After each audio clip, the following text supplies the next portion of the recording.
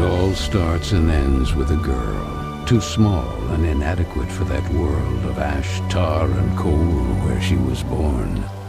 When her mother died suddenly, the little girl, with only the company of a stuffed friend she would soon forget, found herself all alone on an icy bench, waiting for the carriage that would take her to the austere Bunny Hall. Luckily, even if that place turned out to be very hostile for her, there she met Carole, who like her was small and inadequate, so the little girl began to feel less alone, until, on a day like many others, Carole would leave Bunny Hall for good, so the little girl fell prey to despair again. After all, in a world made of ash, tar, and coal, furiously ticking away like a crazed clock, what can a little girl do all by herself?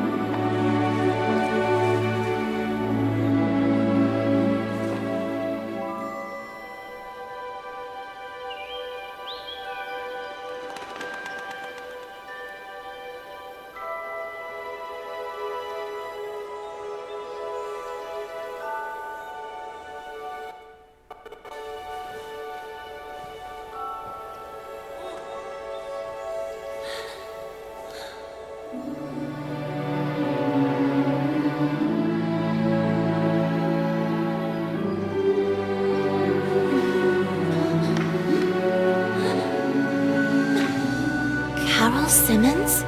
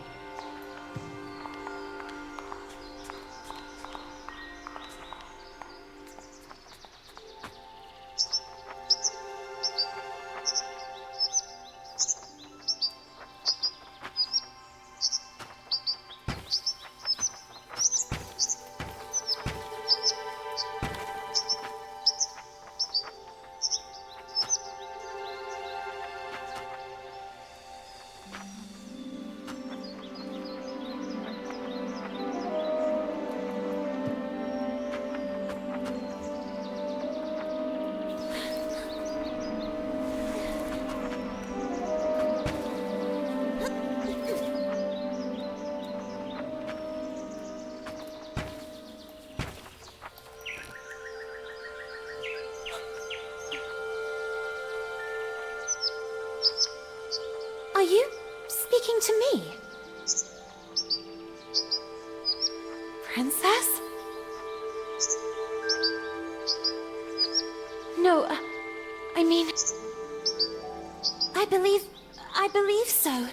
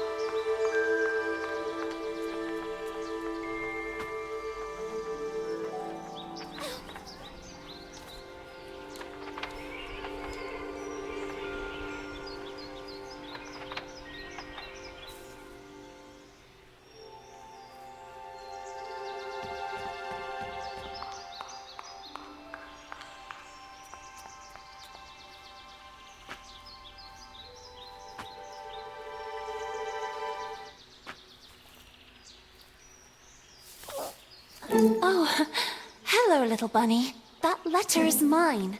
Could you... The sweet, bespectacled bunny ignored the little girl and took the letter with them.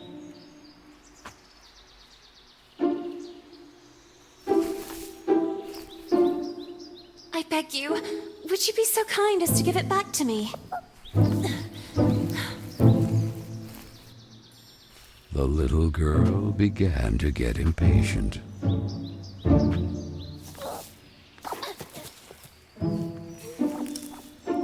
The little girl wouldn't let it win, so determined to recover Carol's letter, she followed the mischievous bunny.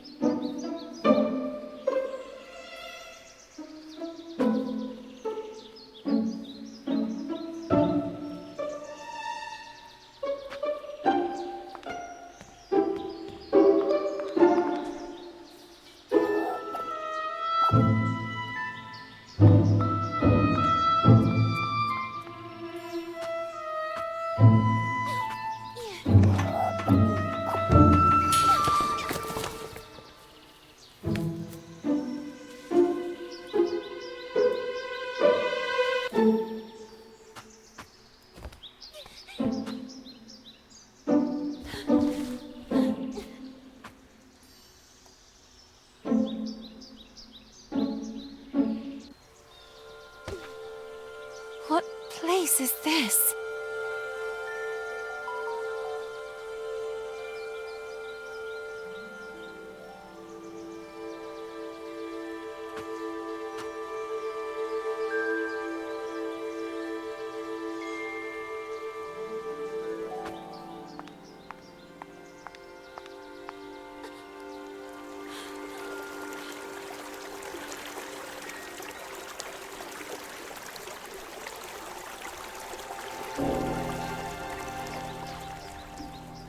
That kite, it reminded the little girl so much of her friend Carole.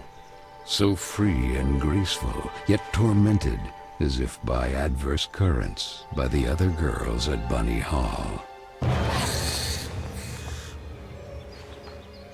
Oh, and who would you be? Have you perhaps seen a bespectacled bunny? Even the owl ignored her question and just stood there, staring at her, with those eyes, red like blood. But the little girl had no time to waste. She had to track down the bunny, and so she began to follow in its tracks.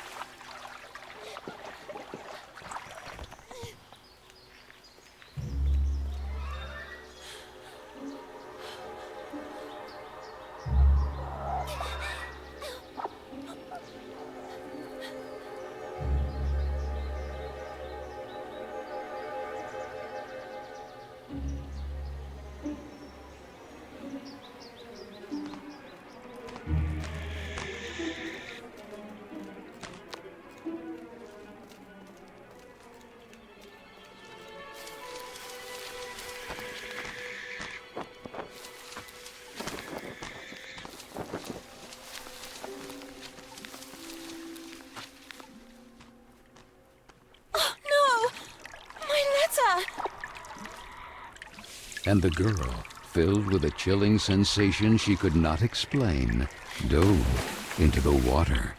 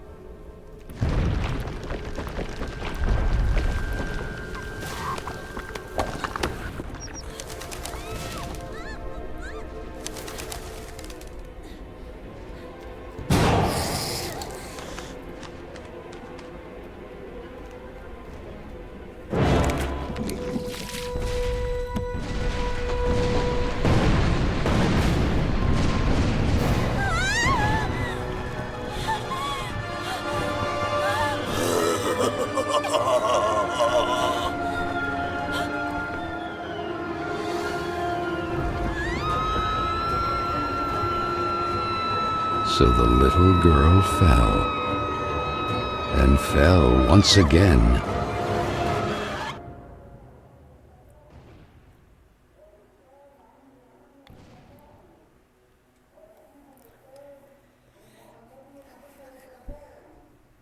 And while the man with the tar hat stood grinning, her thoughts drifted to that mysterious figure in the window of Bunny Hall, who silently stood watching her as she was swallowed up in her abyss. And this is how our story begins. A letter, a roar, then a daring plunge, and a little girl, too small and inadequate for that world of ash, tar, and cold of which she was a part.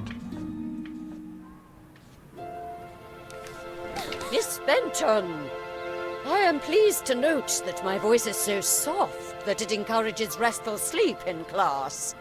Would you be so kind as to share your wisdom on today's topic with your fellow classmates? There was a man made of tar, an owl, and a bunny with glasses. Such impertinence. Home Economics, Ladies' Etiquette, Chapter 9. Be always beautiful, perfumed, and impeccable. All of you young women of today are privileged to witness the deeds of the great men of your era, the grand discoveries, the phenomenon of industrialization, progress. Soon you will be wives and then mothers of great men who will go down in history. And you, Miss Benton, make fun of it. This establishment, too, if events continue to transpire as hoped, will undergo important developments, and you will be the first to benefit from them. Why, ladies? A portion of Bunny Hole was conceded to a corporate collective in order to form a small branch, thereby taking advantage of the area's greatest resource, rabbits. This will not only bring new luster to the estate in this region, but also new jobs. Very good, Miss Vicky Trout. At the very least, Lana has grasped the rabbit matter. In this regard, our dear Frank reminds us that it is strictly forbidden to venture beyond the walls of the park. The disinfestation work will resume tonight after the strong winds of recent weeks. Remember not to be overwhelmed by the explosions. It's all perfectly normal. The soil is blasted with charges and the rabbits forced out of their burrows. Who did it? Miss Benton!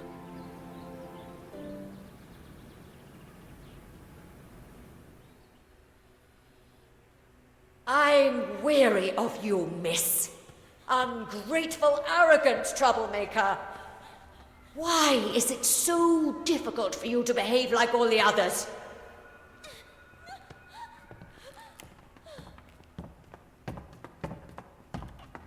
The clock is ticking furiously. And you are a woman now. Therefore, it is high time you learn to behave like one, or accept the consequences of your ridiculous transgressions. You will help Miss Mildred with the chores. When you are done, ring the bell, and you will be allowed to return to your accommodation. But until then, don't even dream of leaving this place. This, for the little girl, was now the norm. Targeted by Vicky and the other girls, or simply scolded by the matrons of Bunny Hall, like Miss Hinman and her nauseating perfume. She constantly repeated herself sadly, "No, I don't want to grow up.